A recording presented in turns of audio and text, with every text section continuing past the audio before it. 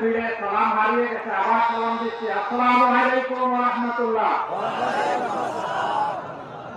আলহামদুলিল্লাহ রাব্বিল আলামিন, والصلاة والسلام على رسوله الكريم وعلى آله وصحبه وأهل بيته أجمعين। বাংলাদেশ জামাত ইসলামী শহীদানের মার্কা ঐতিহ্যবাহী সাতক্ষীরা জেলা শাখা আয়োজিত